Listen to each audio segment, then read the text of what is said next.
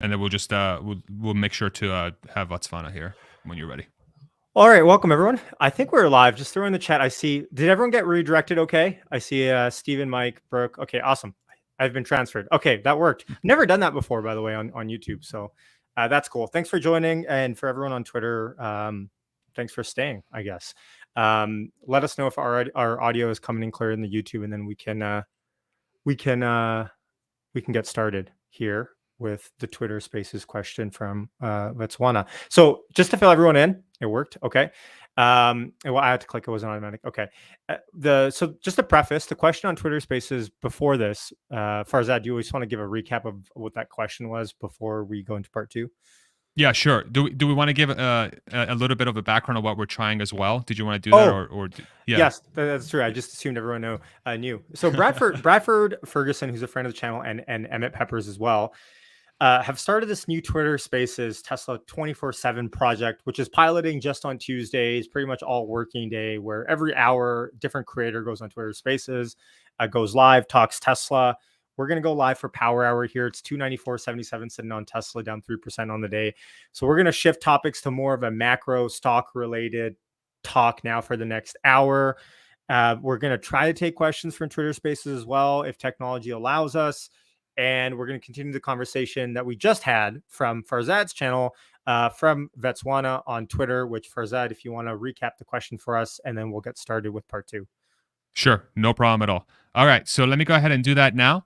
So Vatsvana was on the Twitter Spaces, and he made he had a question around Tesla Bot and Cybertruck and essentially all these other solutions that Tesla has from the perspective of what could Tesla potentially get into the realm of becoming like a delivery service. You know, like being able to essentially replace FedEx and UPS and all those guys, because in theory they would have the capabilities. You know, they own the vehicles, they own Tesla Bot. Why wouldn't they be able to do that? And so my thought process was, okay, they definitely could do that. There's Echo Yashu coming over there, yeah.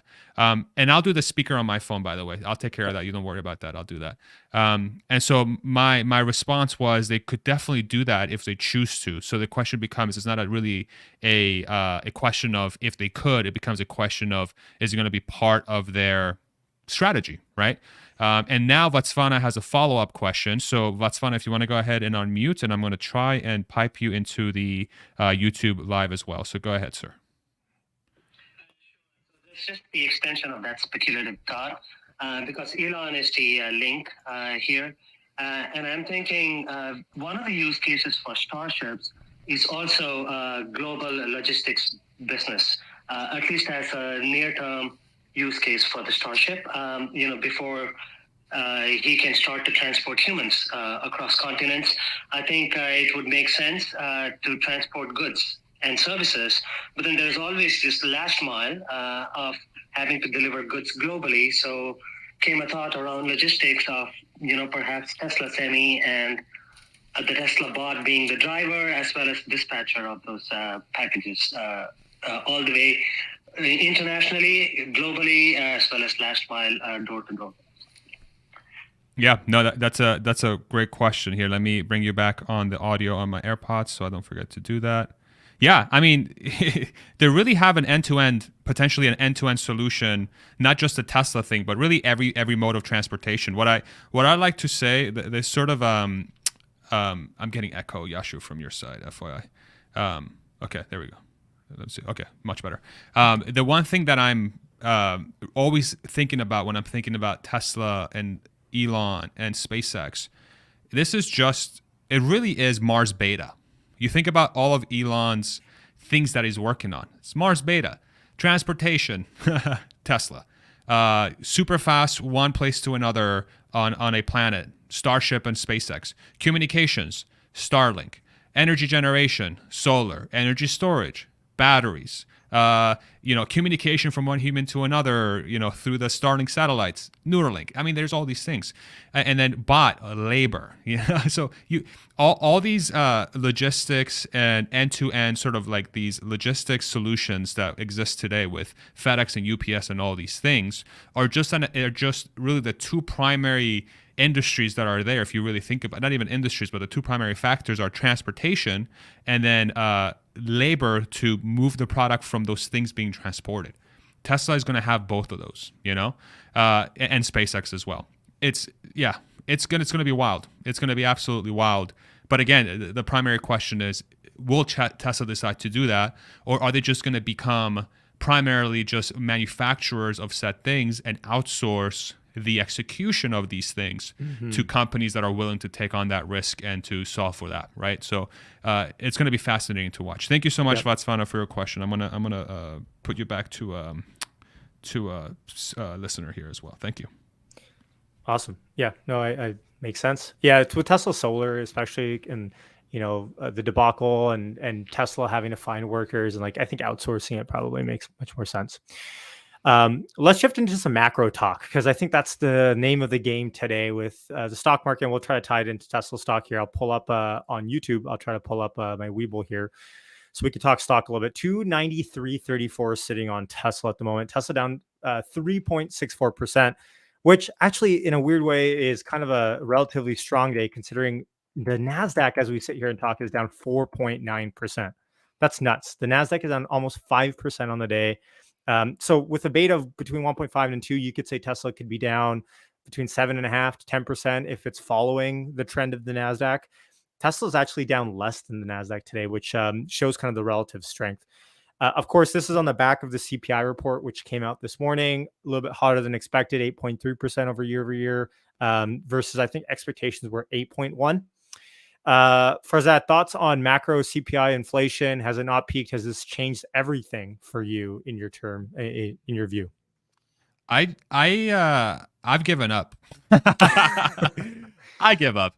I don't know. It's the interesting thing about this whole thing with CPI and macro and inflation and all these things is that what you experience in real life seems to always be different than what the metrics are saying. And that is obviously going to be a thing because all these metrics are lagging indicators. The closest one that you can look at is month over month, like the month over month inflation sort of CPI index that comes out, which hasn't really changed. I believe, correct me if I'm wrong, but it's like what, 0.1% change or something like that. I think it was. I have it for right the month here. over month. I'll pull it up. Yeah.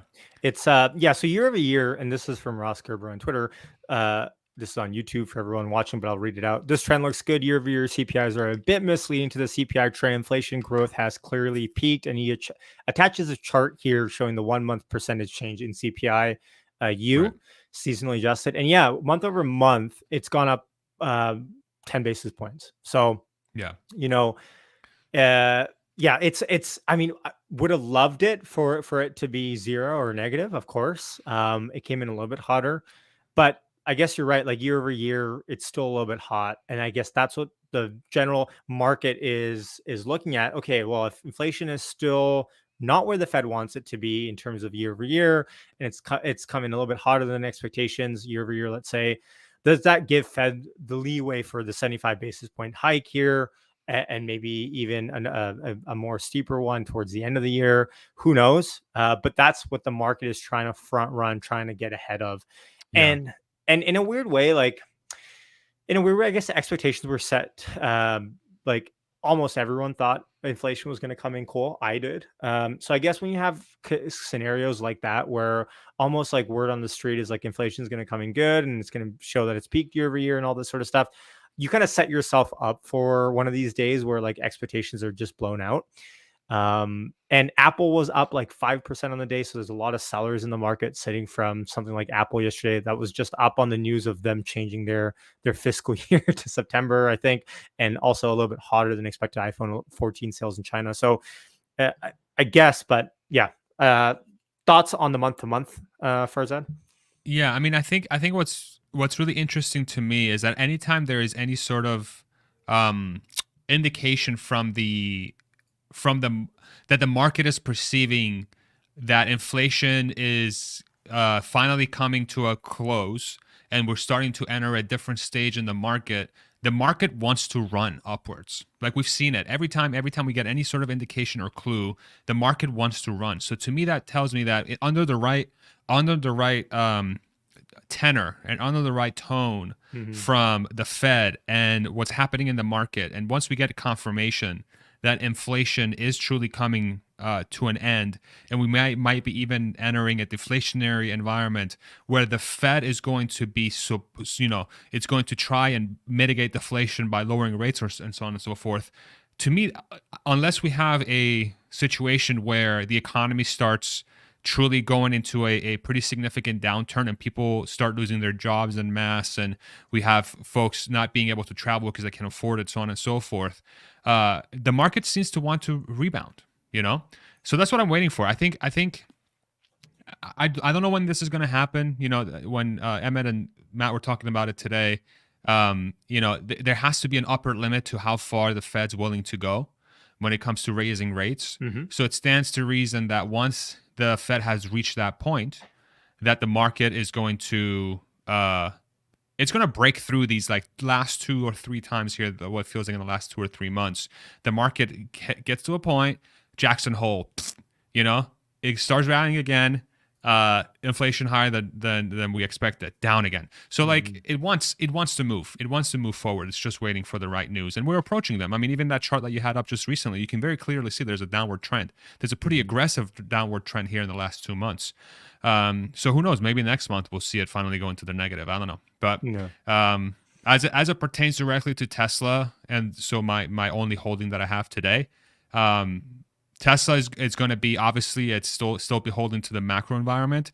It's super interesting that in the last few weeks, it's been outperforming the NASDAQ on these days, which is a really good sign. Yep. And Tesla is one of the very few companies, in my opinion, that is both a value stock and a growth stock at the same time, that's going to be able to generate a ton of cash in the coming quarters here when cash is getting more expensive. That to me seems like a very good combination for a company entering this, really exiting this environment that we're in. I don't know if you have any thoughts about that, but that's how I think about it.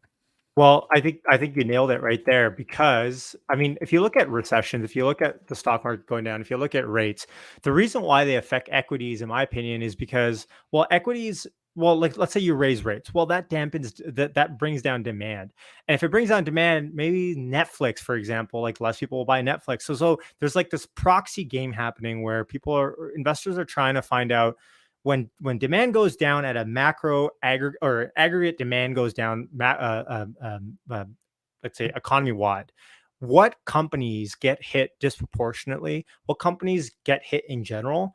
And if you look at Tesla, it's almost too brazen, it's almost too bold to even say like it helps with the acceleration of electric vehicles. Because I mean, and we don't have to get into that point right now, but the point is, you kind of want to find companies and equities in these times, I think, where when you look at aggregate demand coming down from the rate hikes, what companies stay steady with their demand, right? And if you can find companies that where the demand stays the same, but they've had a re-rating downwards because the whole market has had a re-rating downwards, then you kind of set up for a beat. The problem is, in this environment, it's not just an aggregate demand story. It's not just rates. Yes, it's rates. Yes, it's inflation, but it's really supply side. The problem is what happened in January with Omicron in China and all the shutdowns. Like, who saw that coming, right?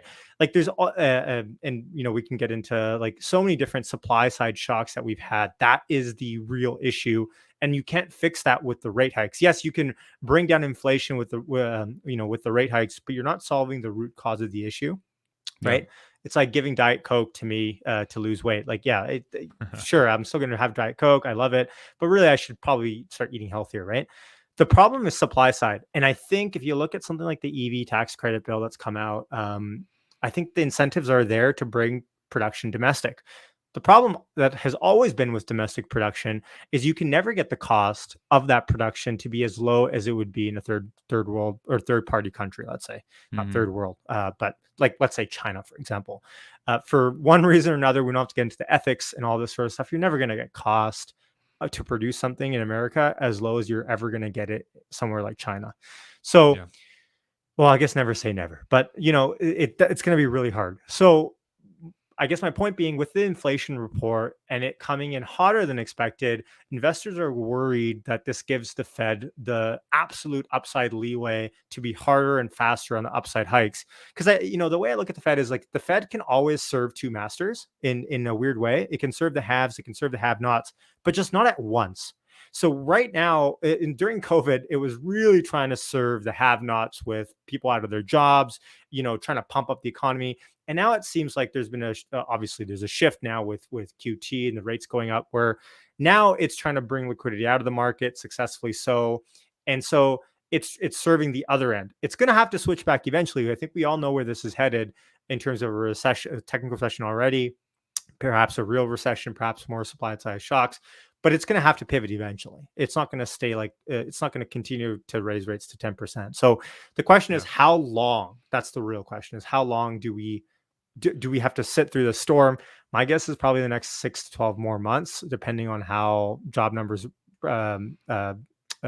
surprise or not surprise, or where the economy is headed. I think the next year still. A lot of people are saying like, oh, it's already been like 2 years, or 12 months. Like, this is probably ending soon. I think the Fed story will continue to be a narrative in the market for a while. That's not to say the stock market doesn't rally or doesn't re-rate, but I think people won't stop with all of the Fed talk for at least the next year, I think. So let me ask you a question though. If the opposite starts to happen and we start seeing an environment where inflation is really coming down, or the job markets are starting to take a hit, or demand on the consumer side for housing as an example becomes super crippled because people just literally can't afford 7-8% mortgage rates. Yeah. It seems like the variables are starting to stack up against the Fed wanting to raise hikes in the coming months. At some point,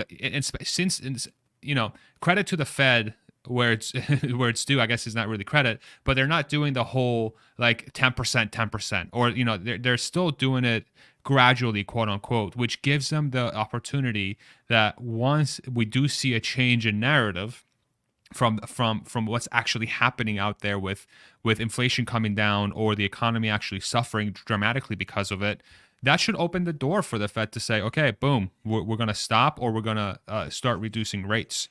That to me feels, and I've been saying this for God knows how long now, but that to me feels closer than it feels like, because the it's starting to, those variables are starting to stack up. I don't know if I'm making any sense. It just seems like it's the momentum is on the other side now. Yeah.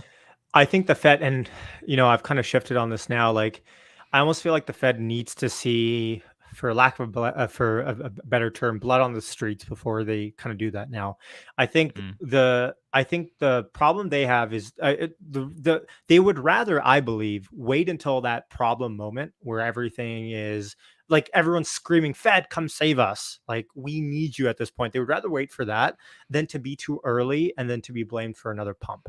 At least that's what I think. I was a little bit more, I was betting on a softer landing. Let's say like inflation comes back down, and for all intents and purposes, month per month, it pretty much is.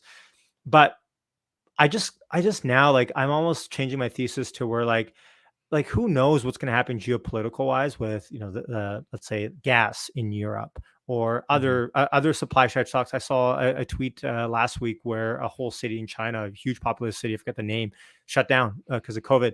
It's like, it's almost like you're fighting, like it's what's that game called at the fair when you're like trying to hit the, you're trying to hit them. Yeah, whack-a-mole. It's like trying to fight. That's what it feels like almost, right? A little bit is, and so I guess if you were to hold that constant and then say like, look, there's not going to be any real supply side stuff, then yeah, I'd probably bet for a softer landing. The more just like crap I see online, the more I start to realize, oh, man, this is going to be like a whack-a-mole situation with all the supply side shocks. So I don't know. I hope I'm wrong. I hope we get a soft landing. CPI comes down. I think I said on your channel in January or February of this year when I came on for the first time, I said I think inflation's at 4 or 5% year over year by the end of the year. I still think that.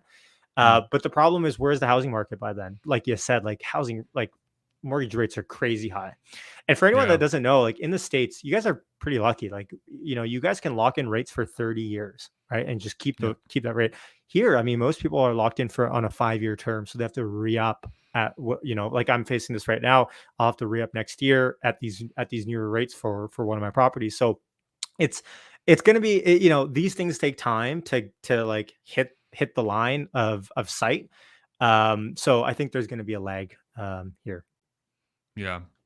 It's going to be very fascinating to watch. The one thing that I can't ignore is that in my neighborhood, I've seen the market cool off significantly. Where back in the, say, when it was like really heated earlier this year, my God, like things wouldn't be on the market for more than 2 or 3 days. And of course that is like insane. That's crazy. Yeah. But now we've had houses on the market that are listed for like 60 days, 90 days. I know that's closer to regular and normal, but it seems to be swinging the other way. And what I'm getting, the feedback I'm getting is that sellers are not really sure how to price their houses because people's willingness to buy a certain house, the majority of them is heavily tied to how much they can pay in a mortgage. And the more interest rates go up, the lower the house price has to come. So I think there's a sort of game between buyers and sellers now where buyers, I don't know if they have an incentive to go out there and lock it in a mortgage at 6.5%. And they'd be like, well, if it goes up to 7%, I'm going to be able to buy the house for cheaper from a price perspective because, they're going to be forced to lower the price because there's going to be no one out there to try and buy the house at that.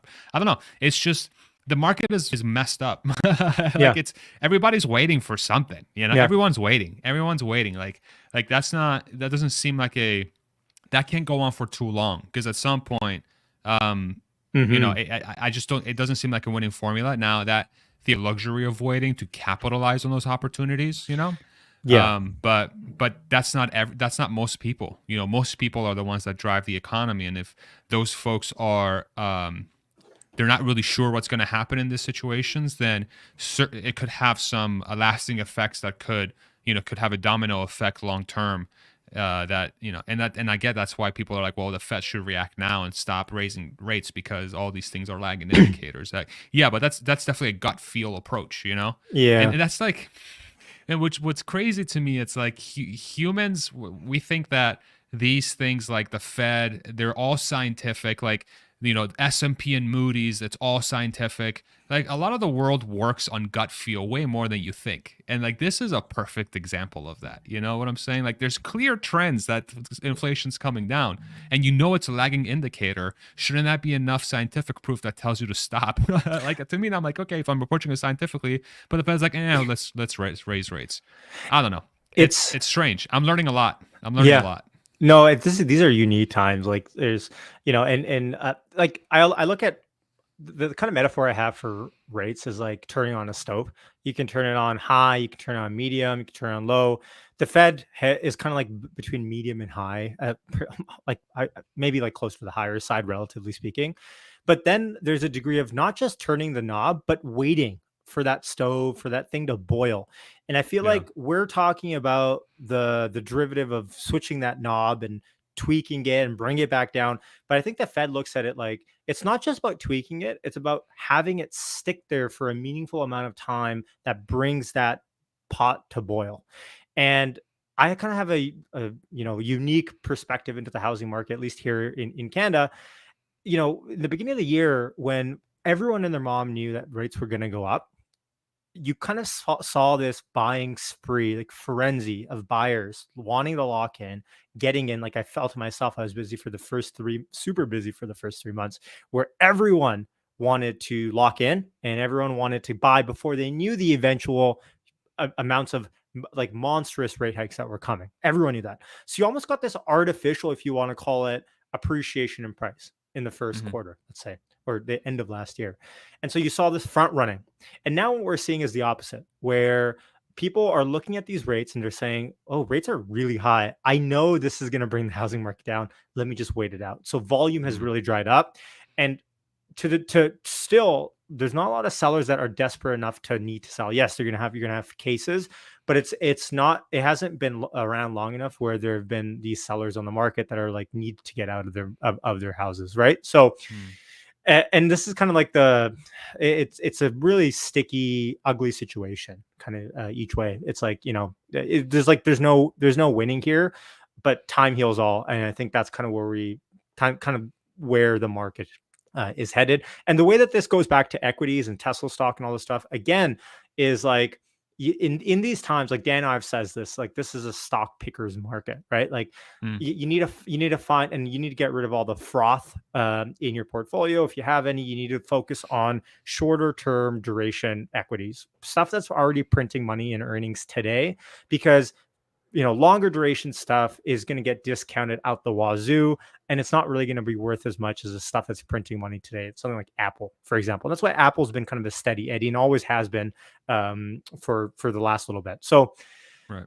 Tesla is funny because if Tesla had no earnings, like if Tesla was a year or two backwards in their cycle and we were in this macroeconomic environment, Tesla would have been absolutely killed. But because Tesla has present day earnings, albeit it's going to be at a different level towards the end of the year and then into next year, Tesla has really survived and actually done relatively well compared to the macro markets. A lot Yes. better than I think a lot of people ever would have thought. So Yeah. And I think that is an indication that we've officially entered a new age, sort of in how Tesla is being viewed by the market. That I'm so excited to see, right or wrong, I have an extremely high level of confidence that the next 2 quarters for Tesla are going to be monumental from the perspective of the market giving credit to Tesla where it's due, especially from the perspective of them being a juggernaut when it comes to being profitable and generating cash. So I'm curious to see, with that context in mind, how the market is going to value this stock into next year, given all the different things that are going on. And if positive catalysts start to happen, like we talked about with the Fed changing tone, hopefully Russia, Ukraine finally comes to a close. I know there's like a Ukrainian offensive going on that's dealing some damage to Russia. Anything else can come up that could influence a positive move upwards. These are really starting to coalesce around some really powerful positive catalysts for the stock. And again, not investment advice, but just from my gut, it sounds like we're about to enter a pretty unique time in Tesla lore. It's going to be the start of something pretty special, I think. But who knows? I'm just a dude on the internet. I don't know what I'm talking about, right? I mean, for the last 6 months, it's really felt like macro has dictated the direction for Tesla stock. Yeah. And I guess what you're putting down is like in the next 6 months, hopefully, there's so many different catalysts that come up where they can decouple from the macro noise, albeit a little bit even. And I guess earnings is what talks, to be honest. Like, we can talk about the Cybertruck next year. We can talk about FSD potentially coming out, but until these things like show present day earnings, institutions who, whether we like it or not, institutions run the market, right? Like especially in the short term, like these are the guys and girls, these institutions run the day-to-day movement of the stock market. Like retail, like that's just a mirage, right? If we think retail can move something like Tesla, $920 billion market cap company, right? So I think where in the institutions are really in the like, well, let's see these earnings that you think that you're going to have to end the year. Let's see the 100K Shanghai a month. Like, let's see it. Let's see it print. And I guess that's kind of the thing is like, if and when it prints, like that's really where the upside surprise could potentially be on something like Tesla, where it blows. Like Tesla has been in this environment for the last 3 years where it's just been like force majeures left, right, and center. And despite that, they really are executing world classly. So I just pray for a time where there aren't force majeures all over the world all the time happening, and so we can see potentially what really Tesla can execute in this kind of environment where there aren't these supply side shocks all the time. Agreed. 100%. Right. So, I mean, another thing, to talk about really is we talked about AI Day 2 on your podcast, on your YouTube channel, and everyone go check that out for the last hour. But another thing to talk about, I guess, is and you're kind of the expert on this. I don't really talk about it too much, but let's pick your brain on is the Tesla bot. How do I'm you not an go? expert. Well, like comparatively so. Yes, you are. The Tesla bot. How do you go about modeling something like that? Because I've stayed away Ooh, from yeah. modeling because I'm like, how can I model something that doesn't exist so far? How do you model that? And I know it's very disruptive, but what's the first or second use cases you see for something like that? For sure. Yeah, let me uh, preface. I don't know what I'm talking about.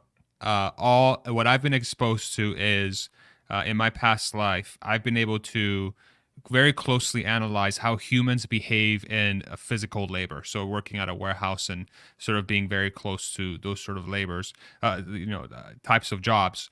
I can see where the bot can be very useful. So the way I approach modeling the bot, which is right now it's basically impossible. This is more like a hobby or something that I do for fun, but I try to base it around a logical approach. Is it starts with the fact that the bot is not going to need to really take breaks. So that's where it starts. It will need to charge, let's say, but one theoretically could say that if you're able to develop a way to charge the bot while it's doing a stationary role, like say it's only using its upper torso to do the job, theoretically you could have charging things at the bottom of the feet to charge it. So that's one use case. But let's just say that even then, let's assume that the bot needs to charge in a 24-hour period, needs to charge it 1 to 2 hours to be able to complete a 24-hour sort of role or whatever that means, whatever that number is. Right now, a human being on a average 24-hour period is expected to work on average 8 hours of those 24, plus breaks, plus smoke breaks, 15-minute breaks, just to kind of make sure that we don't fall apart at the seams here. So, bot versus human, you're already getting a 3x factor on the bot being able to work versus a human being. A human, there's 24 hours in a day. A human is expected to work 8, but the bot can work 24. So 8 times 3 is 24. So that's a 3x factor on a human being able to do labor. Then the second variable that you also have to think about is that once a bot is at the level where it can perform a job, it stands to reason that a thing that's driven by AI is going to be able to perform as good or better, but let's just say as good as the best human in that role.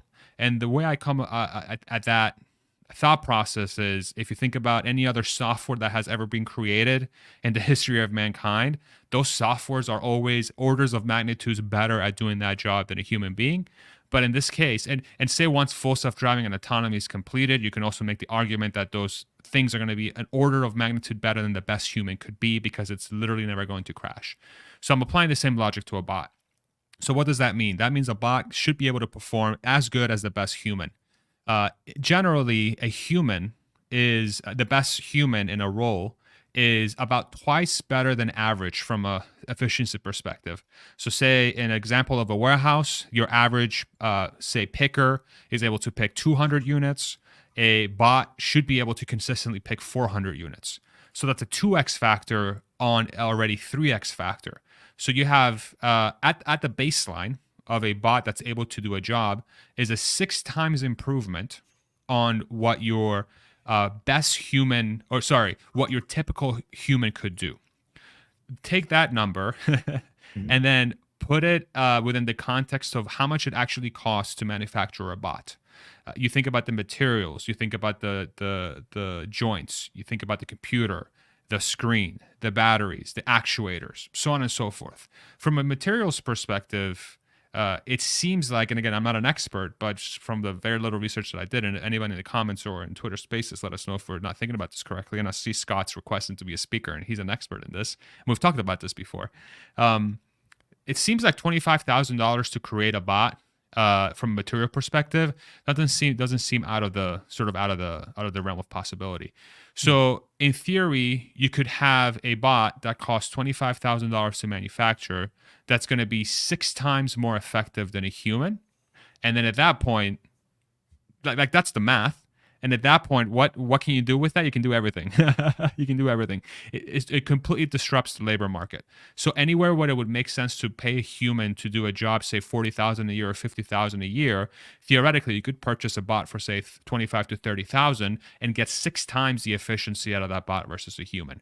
Multiply that by the amounts of jobs out there that exist that the bot could do, then you have a gigantic number. I don't know what it is. I don't know what the real big number is, but yeah. And this is assuming AGI on the bot, where it can like just pretty much do what a human can do, or specialized tasks for this bot. Yeah, I don't know if AGI is needed for that. I mean, when speaking with James and Scott and others, it seems like, you think about full self-driving. Full self-driving is not AGI. Full self-driving is just really advanced AI that's specific to a use case, So the bot theoretically could enter a phase in the future where, it learns how to, I don't know, build a house. That's not really AGI. That's just very advanced AI to build a house. It learns how to be a maid. It learns how to be a warehouse worker. It learns how to, I don't know, how to be a delivery person, for Amazon, so on and so forth. Now you might need AGI to try and become perfect at doing anything at any time, but you could start with specialized roles. You very well could. It's the same exact strategy that Tesla's taking with FSDs. Why wouldn't they take it with the bot? That's the way I think about it. I could be wrong, but that's the way I think about it. That's an interesting way that you've modeled it. What gets me thinking that bot could be something really big, other than just Elon saying it, is the fact that I don't get it yet. And usually when I don't get stuff right away, and I think it's I kind of discount stuff and I dismiss it. That's usually I've continuously been wrong on stuff like that. I remember things like Snapchat, AirPods, like these things I didn't get originally, but these things have taken off since. So the fact that I don't get it right away is kind of a bullish sign to me that there's something there that I'm missing. Why don't you get it? Because I feel like a bot, okay, so what the and this is again stupid questions 101, like the discrepancy I'm seeing is isn't that just what robots do today on a manufacturing plant? What is it about the Tesla bot, if there's no AGI, that it's just different than any robot on a manufacturing plant or deep fryer for that situation? Like that's a robot technically. So what is the discernment there between those two things then? And 292.52 sitting on Tesla. That's a really good question. So the way I think about that is if there could be robots for a lot of the humans that exist today, they would have already made them, because there's a strong economic incentive to do that. So in the factory floor, for example, if we use Tesla as an example, Tesla already has a ton of robots in there, but they've prioritized the robots that make sense. Some jobs are just hard to do. Some jobs are hard to do for a robot because there's a lot of variability that exists, and it's designed for our joints and our fingers to get in there and do them. Okay. This bot becomes a blanket solution for every single one of those roles that exist today, where robotics don't make sense either from an economics perspective or because it's too damn hard and too damn expensive to do. Now you've introduced essentially the lever that allows you to do, call it those more complex things where a existing robot that's using robotic processes or whatever techniques that we have right now just doesn't make any sense, because you don't have that AI, sort of that intelligence around analyzing your environment and then executing basing on that environment. The robots that exist today, you just program them to do the same motion every day. And the reason why a car line is so hard to do is because you literally have to get all these robots to get synced up perfectly. They are not smart enough to adjust based on what they're being given. They are just reacting exactly to what you're telling it to do, and they're just repeating. They're just repetitious. That's all they're good for. Then the implication there is that there's a lot of jobs out that exist that are not 100% repetitious. That there's little variability between what you do, and that's where the bot can become gigantic, because that's most jobs. So I immediately thought about, in your example, I've watched I'm sure everyone's watched How It's Made, and they were doing this chip documentary where this robot would pick out the green chips out of the batch and then throw them out. Devil's advocate, then, how is that any different than from what we're talking about in this example? How much does it cost to make that robot for every single instance where you would need that thing to be solved? Hmm. Right. So it's You know about what the I'm scale. saying? It's about the scalability across different Exactly. verticals. That's what you're talking about. Exactly. Interesting. Exactly. It's already if they're able to make it at 25,000 and it's 6 times more efficient than a human, it Mhm. replaces all labor. Like why wouldn't it? Mm. You know? Why wouldn't it? And If it would have to be go ahead. human form. That's like a requirement in your case here. I think it would have to have the capability to mirror what a human does, right? It Okay. doesn't necessarily have to look like a human, but humans generally work with their hands. So it would have to have a system that replicates the what a human does with their hands. I don't care if it looks like a square with 10 fingers coming out of, I don't know, but Hmm. it has to be able to do what a human does at the most most cost effective manner. Hmm. Um, yeah, Interesting. Cool. yeah, it's pretty crazy. It's yeah, and definitely check out Farzad's channel if you guys haven't already, with deep dives with experts, and Farzad, your thesis about certain things as well.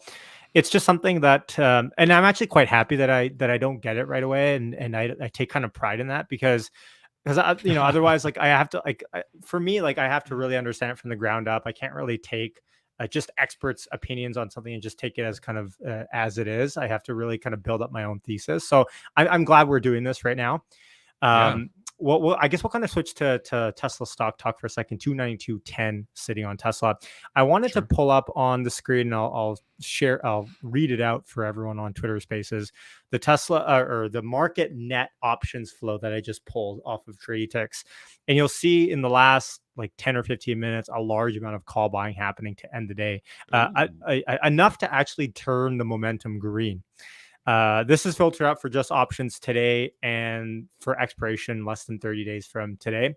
So it's interesting to see this kind of diversion happening off of the options market to end the day, at least. But as we sit here, Tesla's still weak, 4%, 4.2% down on the day, and the Nasdaq's down 5.64%. That's crazy. This move that we're seeing on the Nasdaq. it's crazy. For those of us that are stupid like me, what does the white line mean on that graph you just showed? Oh, so the white line is the stock price. The green line is call buying if going up, call selling if going down, and the red line is puts. So going Got down it. is put buying. Yeah. Got it. What I mean, I try to filter out as much of the noise as I possibly can on those kind of graphs. So I filter out only stuff that's happened today, less than 30 days expirations, kind of weeds out Gotcha. all the leaps and stuff that's really far out. But I guess the good news is here with Nasdaq down more than 5.5% on the day, which is incredible. I'm not even sure when the last time we saw a move like this on the Nasdaq was. Tesla's down a little bit over 4%, which of course sucks, but it's nowhere Not as where bad. it could be. Like, it could easily be double this. Yeah, And if you have any for questions, sure. you know what, we got to play our Tesla closing price guessing game, which might be a little bit Yeah. hard between two And platforms. I know Scott's waiting to get in the has a question. So do you want to kick off the closing game and then maybe while everybody Let's do that. guesses, we'll get Scott? Yeah. Yeah, let's do that. So yeah, so throw in the chat on YouTube, and I guess on Twitter, throw into the thread for this space your best Tesla closing price guess for the day. Remember, it's Price is Right rules, like it is every week. You have to be at or under. If you're over by even a penny, you can't win the prize, which is virtual Gigi, which I'll throw at you through the camera. So feel free to throw that in the thread. I'll try my best to really monitor this across two platforms. It might get a little bit messy, but I think with the help of our mods on YouTube, it might get a little bit easier. But yeah, go ahead. Let's bring in Scott then. Sure. 304.20 somebody guessed in the comments section. Oh, I guess I'm yeah. I'm gonna Yep, say yes. 292. 292 on the dot. 292. I'm gonna Um guess. I'm gonna guess 294. That's pretty close for our okay. VWAP for the day. I'm gonna throw it in the Okay. chat. All right, I'm gonna go ahead and bring in Scott. Scott, I'm gonna make you a speaker here, and then once I stop talking, I'm gonna go ahead and give you the platform. I'm just waiting for you to come on, okay? And then I'm gonna go ahead and put you on speaker here on the phone. And all right, Scott, go ahead and ask your question or make your comment. Scott, can you hear me? Speak now or forever hold your peace. I think he is not there. Yeah. All good. Okay. So looks like Scott has moved on with his life. No Props worries. to Scott. I don't blame Okay. him. I don't blame him. Hard to stay. Yeah, It's hard to stay we've been with going us for pretty 2 hard hours. here. Yeah, Yeah. exactly. A lot of Thank good you, guesses everybody. I This see has in here. been a fun little experiment for sure. If anyone else wants to request, I guess on Twitter Spaces, they could probably do so as well. Hey. Yes, they can. Oh, he's requesting again. Okay, so looks like he's Okay. back. Let's try. Oh no, he went away. Okay, never mind. Yeah, if anybody wants to request to speak, oh, he's requesting again. Okay, let me try this again. All right, Scott. Second time the charm. Let's see. Whoops, I'm so bad with technology. All right, so I've made I've accepted his request. Let me go ahead and put it on thing. Let's see. All right, Scott. The floor is yours. Oh, he went away again. I think Vatswana is up. Yeah. So let me go ahead and Vatsvana, go ahead. Hey, am I allowed to speak a little bit as an extension of the robot topic that we were talking about, or has it switched to stocks? Sure, go ahead. Sure, go ahead. So I have an industrial manufacturing background, so I work a lot with robots in continuous and discrete manufacturing. I think just to answer your question, Yashu, so one of the key differences between a general purpose robot and a purpose-built robot, if you will, let's say for welding or for painting in manufacturing, is basically it boils down to three things, right? So one is power. Usually the industrial robots are wired power, and they're also static, right? In other words, there is not much of mobility in that the robot won't move from point A to point B. It'll swivel around a base and do its very confined welding task or painting or whatever it is. I just gave a couple of examples in automotive industry. And in terms of dexterity, the key difference there with the general purpose robot like a Tesla bot would be all of these three things: mobility, power, and dexterity. As a result, what we're going to find out is that as the general purpose robot gets more and more intelligent, the things around the robot can get more and more dumber. Just because the robot is intelligent. For example, I'm just taking a very mundane example of let's say a refrigerator not having any intelligence, or a microwave not having intelligence within the home, or a washer dryer continuing to be what it is today, right? Because the robot gets more intelligent, it can automate or supplant the task that humans would otherwise do. It'll be redundant to have many other things getting automated at the same time. Tesla bots or bots becoming more and more ubiquitous as well. So I think that's a trend that's going to also take over as bots become more intelligent and general purpose. The other things around them are going to continue to be dumber or might get dumb than what they are today. Is that a bad thing in your perspective, Botswana? I think from a cost point of view, the energy, time and material, spent on automating anything and everything within a home or within a factory will become redundant, and then I think it'll become a question of economics. If you have a AI robot anyway, general purpose AI robot anyway, many of the things can continue to be pretty mundane. Yeah. Oh, thanks for the thoughts. It's interesting because it's like the bot, just like FSD, and I guess, and that was a great explanation. Thank you. Elon is tackling these kind of problems where we talk about like not just game changing, but like life changing in terms of their effect. Like if and when these FSD, let's say Tesla bot projects come to fruition, like they fundamentally change the way that you live. Farzad, I'd love to hear from you. Have a manufacturing background as well, more than I would. What are your thoughts on that? Yeah, I mean, I tend to agree with what he stated. I mean, I think it kind of like circles back to sort of my thought process is that as long as it's a job that exists by a human, the bot's going to be able to achieve it. I mean, that's sort of how it falls within how I think about it.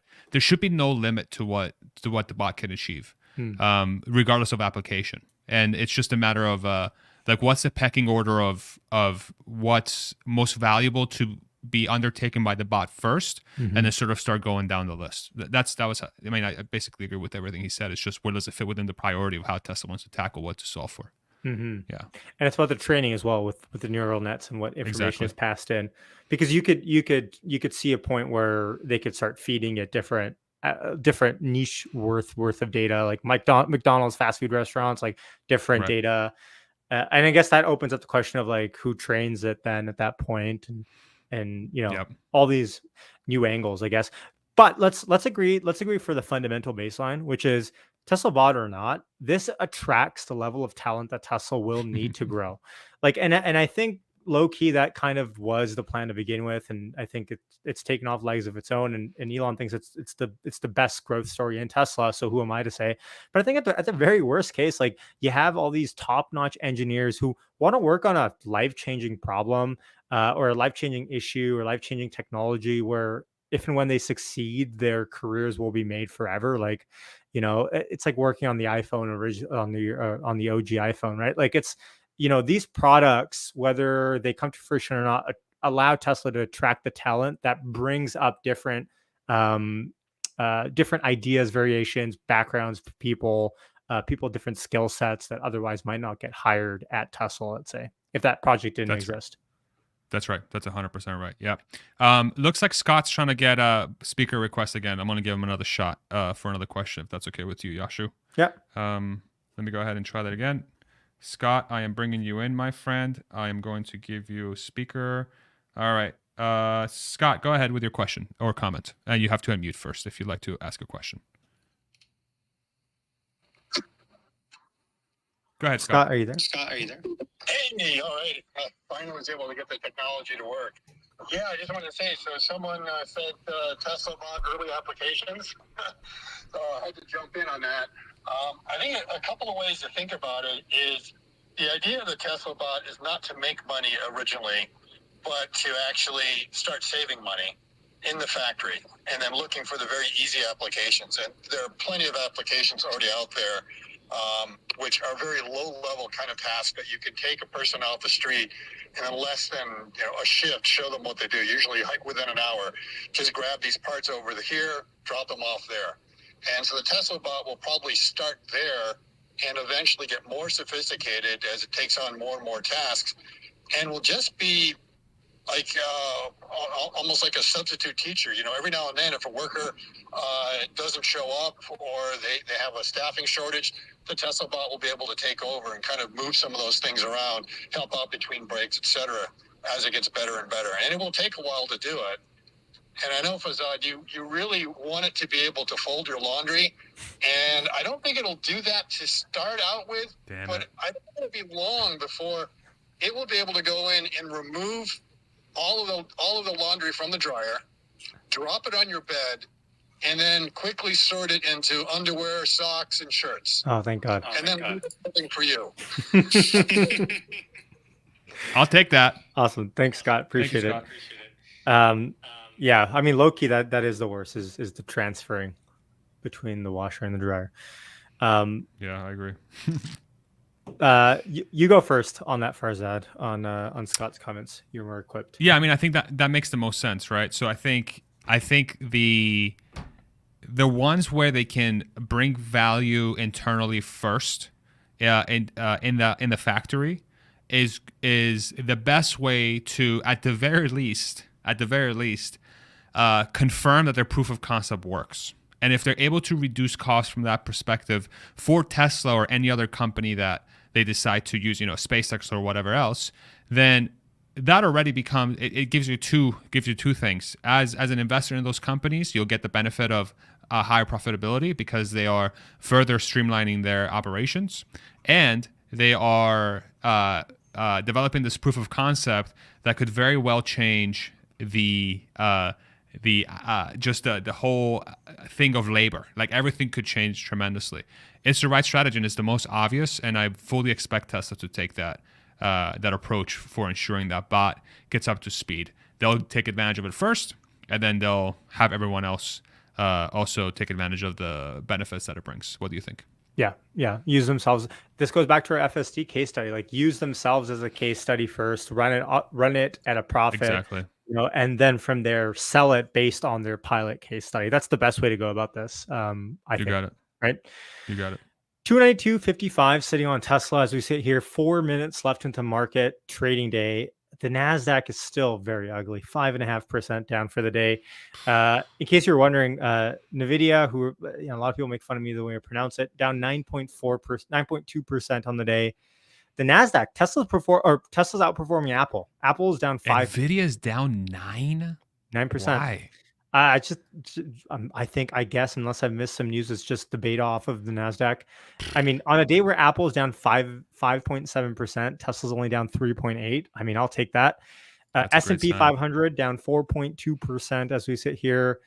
Nickel, we don't have to get into that. Nasdaq down, or Google down 5.8% as well, and Amazon down 7% on the day.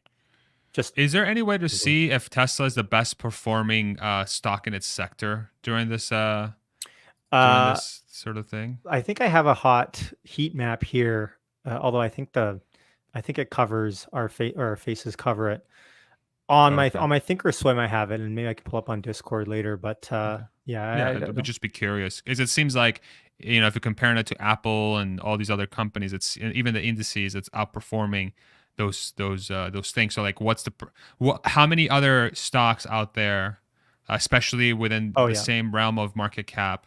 Okay, here we go. Are down more or down like green. So actually higher. So like Rivian is down. Rivian is actually green on the day, up 30 basis points. Polestar is up almost 1%. NIO's up 1%. And the only other things that are green are the 10-year yield and VIX. VIX is at 27.70, up 16% on the day. That's nuts. But in terms of like outperforming Tesla, but still red, XPeng Motors is down 1%. Lucid's down 2.3%. Toyota, Honda. Okay. Yeah. So in general, I mean, Tesla is doing, fairly well. I'm not sure how Rivian and Polestar are green on the day. I don't necessarily get that, but this is a weird market after all.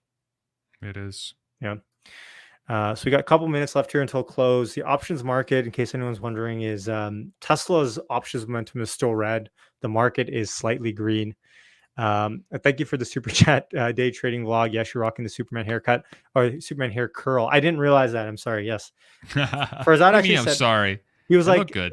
Farzad was like, oh, I like your haircut. I was like, I don't remember getting a haircut recently. So I guess I just combed for once before I came on stream. That made all the difference. You had to look good for our very special Tesla 247 unveiling. I had to look good for our Twitter spaces, right? That's right. By the way, I really hope if Elon ends up buying Twitter here, he makes like a platform where instead of jumping on just mic, people can jump on video on Twitter spaces as well. And we can simulcast that on YouTube.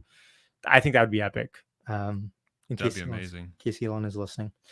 Or even better yet, like Elon, just make a YouTube competitor and I'll switch over.